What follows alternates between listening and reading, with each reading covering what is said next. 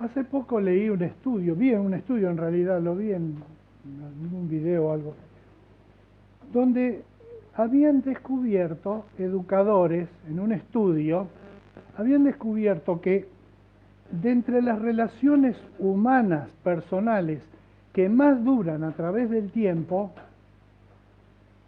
están las establecidas en la escuela primaria. Entonces se preguntaron por qué, y si vos te fijás enseguida, a mí me evocó eso. Esta misma semana, ayer, me escribió otra vez uno que vio mi apellido en Twitter y me puso Escuela 51, hermano de Raúl. Estamos hablando de la década del 60. Y este reconoció el apellido de nuestro, de mi hermano y mío, y preguntó, y efectivamente eran amiguitos de esos que van a la casa y todo, de la escuela primaria de la escuela 58 en Adrogué hace 60 años, una cosa así, una locura. ¿Por qué ese vínculo que pasa a través del tiempo? Los educadores descubrieron que es porque pasan muchas horas juntos. Lunes a viernes, 4 horas más o menos, ¿no? Más gimnasia, más la juntada en casa, ¿no? Como era antes incluso, muchas horas juntos. Entonces en las muchas horas juntos se van edificando las relaciones, van cambiando, se van estableciendo. Todos recordamos los primeros días de clase, el primer día en la escuela, mami, no quiero, anda, entra, y ya te vas a hacer amiguito. Yo siempre me preguntaba, ¿cómo se hace amiguito? Soy más antisocial. ¿Cómo voy a, che, quiero ser amiguito? No me interesa tampoco. Bueno, al tiempo teníamos amiguitos y teníamos socios, amigazos, laderos, incondicionales. Nos fuimos llorando del séptimo grado. Diciendo nos vamos a seguir encontrando, nunca nos vamos a perder, lo mismo en el secundario, pero ya era más flojo, porque en el secundario ya teníamos diferentes profesores, y se rotaba más, digamos, pero en la primaria mucho tiempo. Ahora, el mensaje de hoy está justamente sobre el tema de los vínculos, del vínculo con Dios, básicamente, el vínculo con Dios. Hay un texto que elegí para hoy, que es un texto medio raro, justamente porque va a marcar esto en lo fenoménico de la iglesia primaria, de la iglesia que nació en el Nuevo Testamento. ¿Cómo eran las iglesias?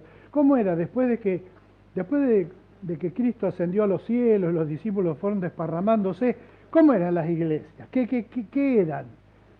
Y entonces nosotros tenemos siempre que decimos iglesia, pensamos enseguida templo. ¿Cómo era el templo de Cafarnaúm? No hay, no había. ¿En dónde se reunían las iglesias si no eran templos? ¿En dónde? ¿Y qué hacían? ¿Cómo era su estructura? Tenían todos, como dijo el otro día Héctor acá, tienen que tener diáconos, dice, tenían que tener diáconos, tenían que tener pastor, o apóstola, profeta, ok, y cada vez se aumentan los cargos, así los nombres, ¿no es cierto? Sí, yo soy salmista, porque hago música, y no es músico, no, es salmista, porque es músico, pero dedicado a Dios. Entonces empezamos con las aclaraciones, y aclarando, vamos oscureciendo.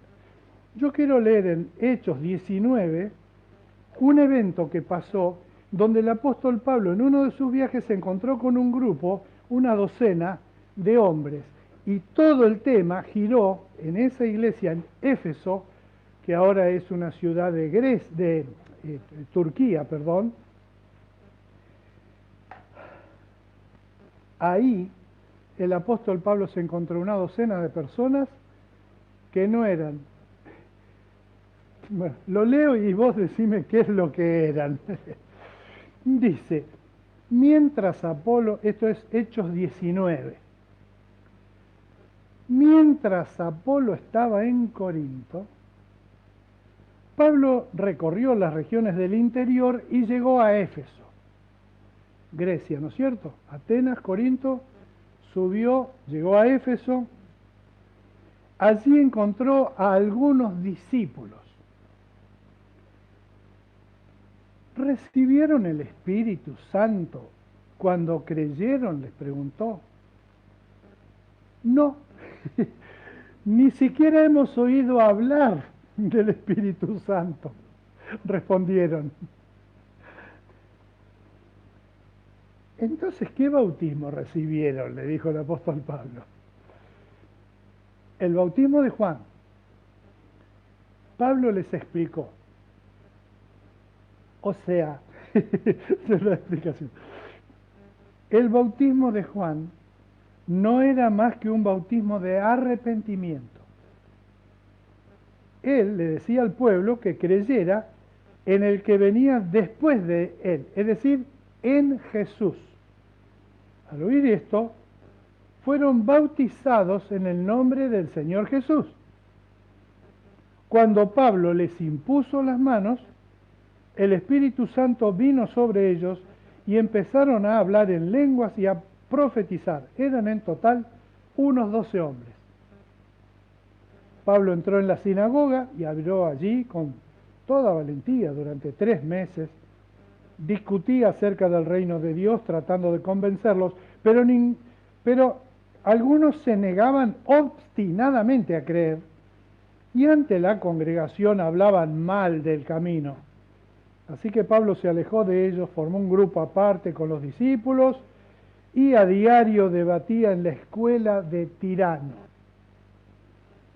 Esto continuó por espacio de 2 años, de modo que todos los judíos y los griegos, es decir, los no judíos, que vivían en la provincia de Asia, llegaron a escuchar la palabra del Señor.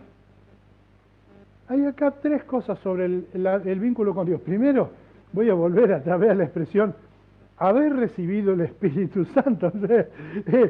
Es interesante porque eso es una forma hebraica de hablar, o hebreo cristiana, digamos. Desde el principio el apóstol Pablo ya hacía varios años que predicaba, no estaba acostumbrado a encontrarse con alguien que no sabía que era el Espíritu Santo. El Espíritu Santo es una doctrina a la que Jesús le dedicó bastante. Él dijo, la sucesión es así, yo estoy con ustedes ahora, pero cuando yo me vaya, muero, asciendo al cielo, el Padre les va a mandar el Espíritu Santo, y la venida muy espectacular del Espíritu Santo como novedad en la iglesia, es decir, la presencia de Dios directamente en el corazón de cada persona, ocurrió en Pentecostés.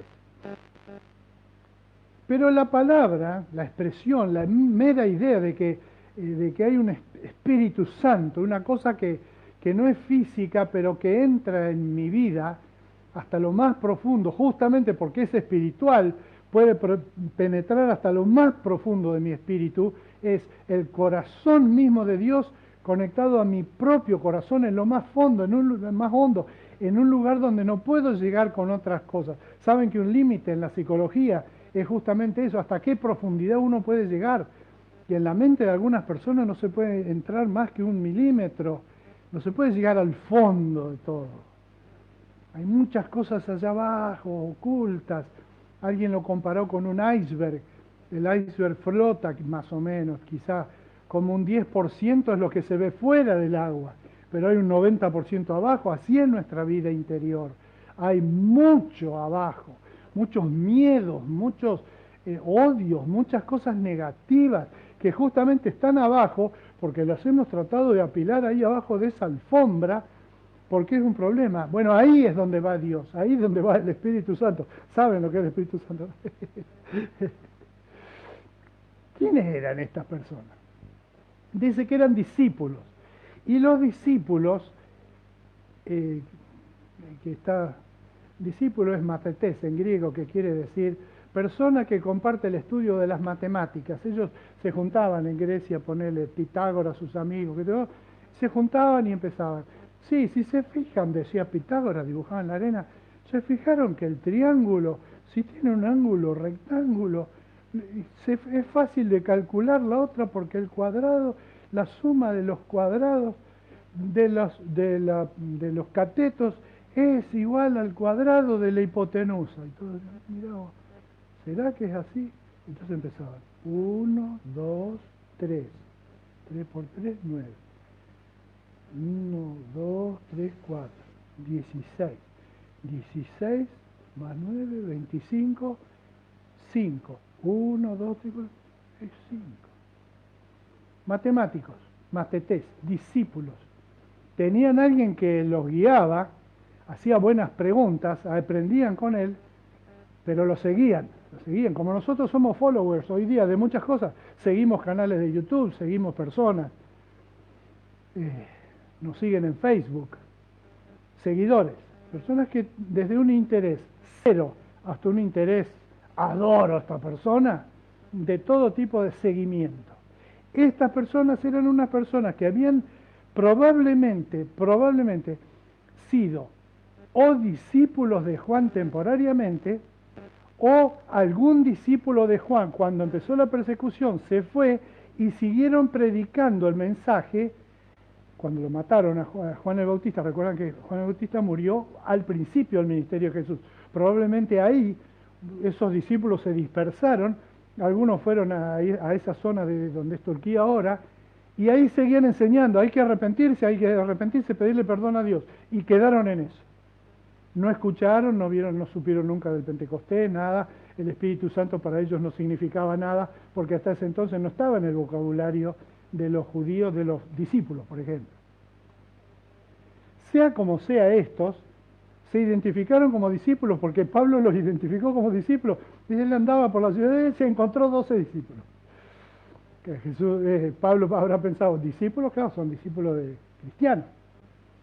No, no eran cristianos, eran personas como hay muchas que tienen una actitud positiva hacia las cosas de Dios y un conocimiento nulo de Dios. No tienen una experiencia directa más que reconozco mis pecados y le he pedido perdón al Señor en el bautismo. Se bautizaban, que era una práctica muy común entre el judaísmo de la antigüedad. Es interesante cómo estas personas lo hicieron animar al apóstol Pablo a compartir con ellos que no eran judíos, porque si no hubieran estado en la sinagoga y no identificados como discípulos, es decir, no eran judíos, eran como prosélitos, quizá, pero de todas maneras Pablo los llevó a la sinagoga y ahí se encontró con otra forma de vincularse con Dios, que es la negación total. Lo gracioso es que estos, por lo menos, eran humildes en reconocer que no sabían que era el Espíritu Santo, pero los otros, creados en la ley de Dios, judíos de sinagoga, se reunían toda la semana para leer la Escritura, para compartir y para tener una escuela bíblica ahí, son los que se opusieron al tema del Mesías. Es interesante porque es como dijo de Cristo en Juan, a los suyos vino y los suyos no lo recibieron. La persona que no recibe no puede aceptar a Dios, no puede, tiene una traba mental. Hay mucha gente que es así. El Señor Jesús en todo caso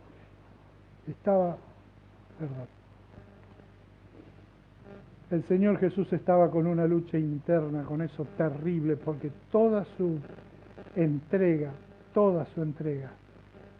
se desleía a través de que su propio pueblo, la gente que tenía la Escritura, la gente que tenía la creencia en un Dios único, esa gente no la recibía.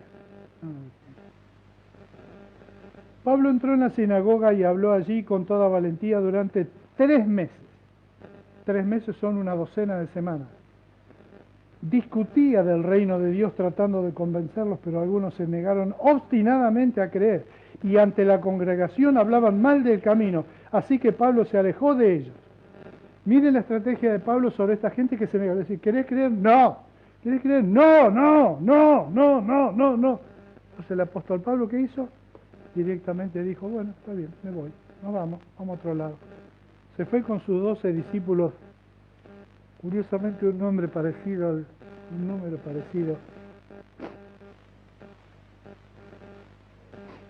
Discúlpenme, pero yo ando medio para atrás, bastante para atrás tengo. Oren por mí, por eso. Esto tiene que mejorar en los próximos días, porque tengo el ok del cardiólogo para la operación de pulmón y el 22 me van a dar pena, pero perdón la nota personal. Pero va de vuelta. Ellos discutían acerca del reino y estos judíos de la sinagoga tenían su sinagoga, se reunían, hablaban, tomaban mate, charlaban, no querían complicarse la vida con algo que ellos veían en estos que llamaban los del camino, que eran gente complicada, porque iban e insistían en predicar y se metían, iban y compartían, iban y iban. Ellos no querían ser eso, querían estar tranquilos, disfrutar sus cosas y listo. Entonces Pablo se fue con su docena de mini apóstoles a una casa de un tal tirano. No hay datos de este tirano también. Miren, esta parte del libro de los Hechos, el libro de los Hechos cuenta la historia desde que arrancó la iglesia con la muerte o resurrección de Cristo, con la resurrección, el Pentecostés y el desparramo que hubo. Primero unos años enfocados en Jerusalén, pero después como una estampida, pues lo empezaron a correr de todos lados, muertos, perseguidos, se mudaban, se iban, se trasladaban a otros lugares, todo, y lo que logró eso fue que durante el resto del siglo el Evangelio llegó a ser conocido en la capital del imperio, que era Roma. En el libro de los Hechos se nota mucho esto, porque termina el libro de los Hechos relatando cómo Pablo llega a Roma. Pero en el próximo siglo, en siglo II, llegaron a Londres, que es ahora, no era Londres de ahora, pero llegaron a Inglaterra, a Escocia, a los países bálticos.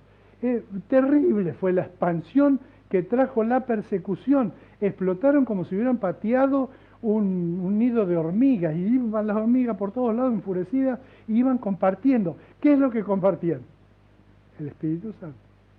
Compartían. ¿Qué es para vos el Espíritu Santo? Desde el día que creí y sentí la presencia de Dios en mi vida, el perdón de los pecados. Vi esta semana un videito muy lindo en Israel, no sé en cuál de las ciudades, pero un joven judío cristiano le estaba compartiendo a un chico judío común, digamos, sobre el Evangelio. Y le decía, hablando de algo que voy a leer para cerrar el mensaje de Dios, que es Isaías 53, si lo querés después ir viendo. Le decía, vos, ¿amás a Dios? Dice, sí, claro. ¿Conocés la palabra, no es cierto? ¿Conocés la Torá? Sí, claro. ¿Sabés lo que dice la Torá, no es cierto? Por ejemplo, que son todos pecados que no hay que hacer. No matarás, por ejemplo. No robarás. Honrarás a tu padre y tu madre. Honrarás a Dios.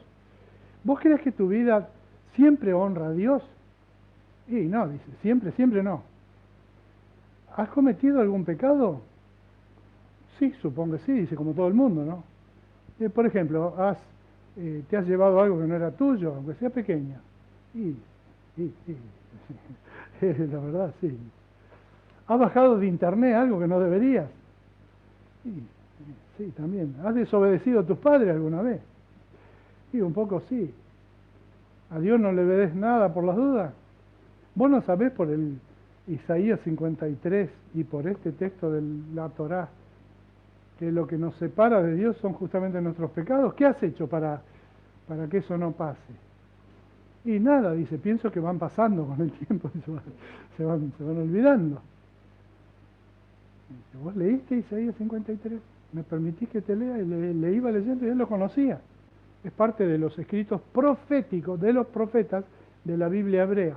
Por eso hay toda una crítica de que los judíos no leen Isaías 53 en la sinagoga porque habla de Jesús. Y la verdad es que no lo leen porque no está en la Torá. Porque en la sinagoga los sábados se lee la Torá. Después los demás días se estudian. Y no lo estudian mucho, es cierto, porque es un texto conflictivo. Porque lo vamos a ver enseguida. Pero este muchacho finalmente reconoció, necesito que Dios me perdone los pecados. Como para arrancar, digamos. Bueno, ese vaho, ese espíritu de querer enderezar la vida, de ponerla en línea con Dios, ese es el Espíritu Santo. Pero el Espíritu Santo es una persona, es Dios mismo, no es ¿cómo decir? Una anestesia, un olor fragante, un efluvio eléctrico. Es Dios mismo en mi corazón. Es, como dijo Jesús, el mismo corazón de Dios en mi corazón.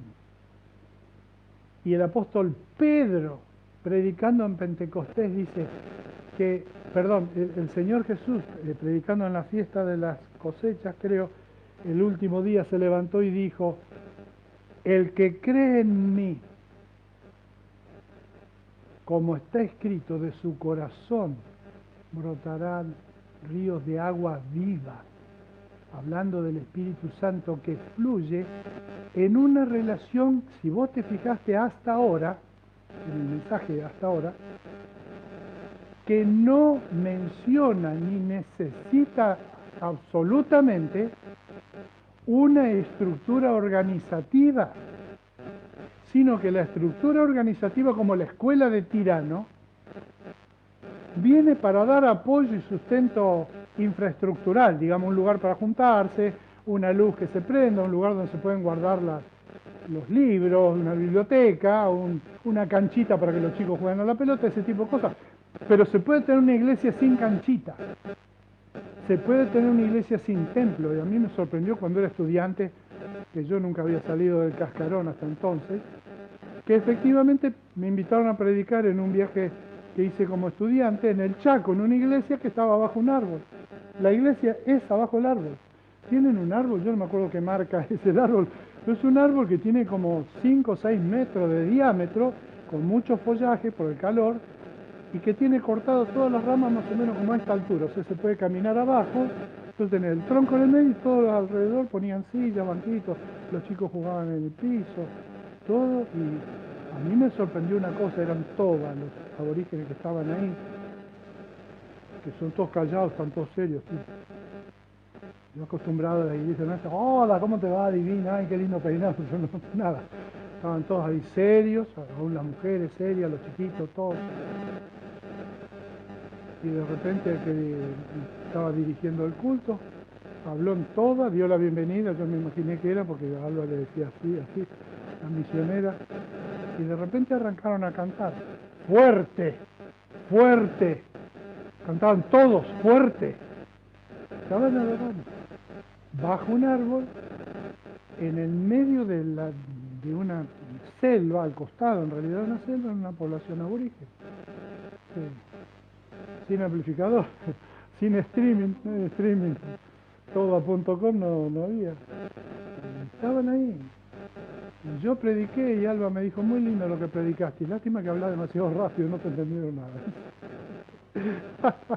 Chico porteño, yo, 18 años, 20 años, todo, sabés que hablaba rápido. Todo. Y ellos me miraban con respeto, diciendo, qué buena voluntad que tiene este muchacho, ¿no? Algo entendieron. En esa escuela de Tirano vemos algo de infraestructura, y es una infraestructura que apoye siempre siguiendo, nunca anticipando, nunca anticipando. Hay programas hasta el día de hoy misioneros donde la estrategia misionera es ir a un lugar, comprar un templo, lo que hicimos nosotros acá, lo hice yo, perdón, buscar un lugar para empezar una iglesia. Algunos me dijeron, ¿por qué no empezar en una casa, así? Digo, no, para darle seriedad al proyecto. Bueno, terminamos en una casa. Pero la seriedad del proyecto está en el mensaje, no en el lugar donde se haga eso. Voy a terminar leyendo Isaías 53. Isaías capítulo 53, ustedes saben, bueno, Isaías es un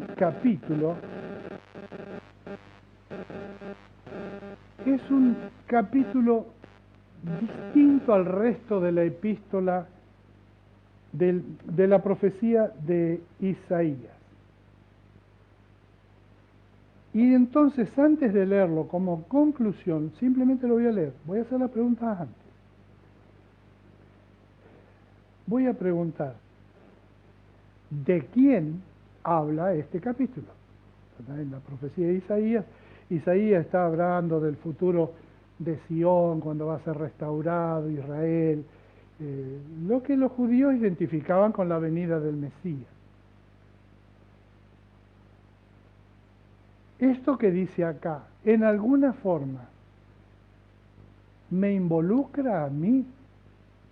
¿O está hablando de una persona así? Estoy preguntando casi exactamente como Jesús hizo una vez, cuando le estaban preguntando y él dijo, ¿por qué David dijo el Señor a mi Señor, siéntate hasta que ponga a tus enemigos como estrado de tus pies? ¿De quién hablaba David? Lo descolocó. David dice, dijo el Señor a mi Señor, siéntate hasta que yo ponga a tus enemigos abajo de tus pies. Ahí hay un Señor de medio, no es Dios, porque dijo el Señor, es Dios, a mi Señor. Acá estoy yo tengo un Señor, arriba de ese Señor está el Señor. ¿Quién era ese? Él los mató porque no sabían qué decirle. Acá la pregunta es, ¿de quién habla este? ¿Y en qué sentido a mí me toca esto? En algún sentido, en cualquier sentido.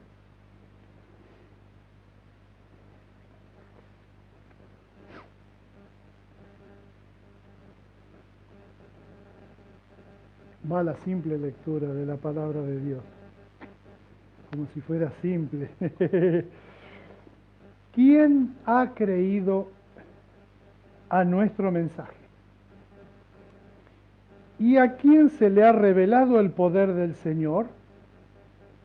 Creció en su presencia como vástago tierno, como raíz de tierra seca. No había en él belleza ni majestad alguna. Su aspecto no era atractivo y nada en su apariencia lo hacía deseable. Despreciado y rechazado por los hombres, varón de dolores, hecho para el sufrimiento, todos evitaban mirarlo. Fue menospreciado, no lo estimamos. Ciertamente, Él cargó con nuestras enfermedades y soportó nuestros dolores. Pero nosotros lo consideramos herido, golpeado por Dios y humillado. Él fue traspasado por nuestras rebeliones y molido por nuestras iniquidades. Sobre Él recayó el castigo, precio de nuestra paz, y por su gracia, y gracias a sus heridas, fuimos sanados. Todos andábamos perdidos, como ovejas, pero el Señor hizo recaer, cada uno seguía su propio camino, pero el Señor hizo recaer sobre él la iniquidad de todos nosotros. Maltratado y humillado, ni siquiera abrió su boca. Como cordero fue llevado al matadero, como oveja enmudeció ante su trasquilador y ni siquiera abrió su boca. Después de aprenderlo y juzgarlo, le dieron muerte. Nadie se preocupó de su descendencia. Fue arrancado de la tierra de los vivientes y golpeado por la transgresión de mi pueblo. Se le asignó un sepulcro con los malvados y murió entre los malhechores, aunque nunca cometió violencia alguna, ni hubo engaño en su boca. Pero el Señor quiso quebrantarlo y hacerlo sufrir.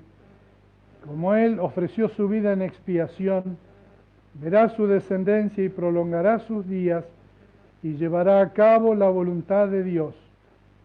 Después de su sufrimiento verá la luz y quedará satisfecho. Por su conocimiento, mi siervo justo justificará a muchos y cargará con las iniquidades de ellos.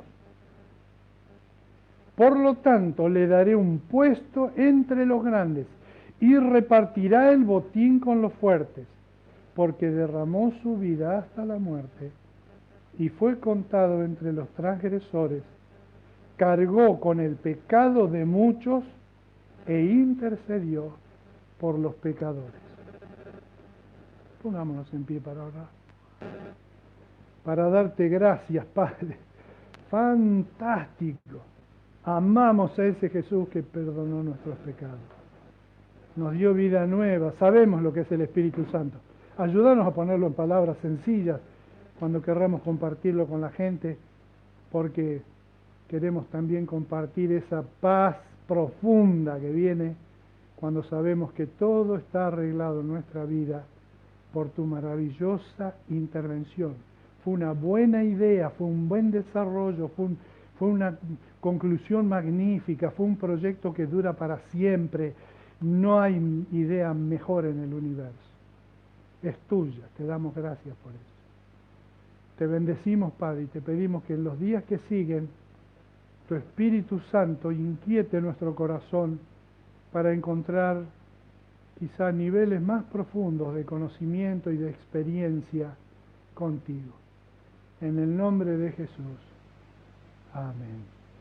Que Dios te bendiga, que tengas una linda semana y un lindo futuro con esta base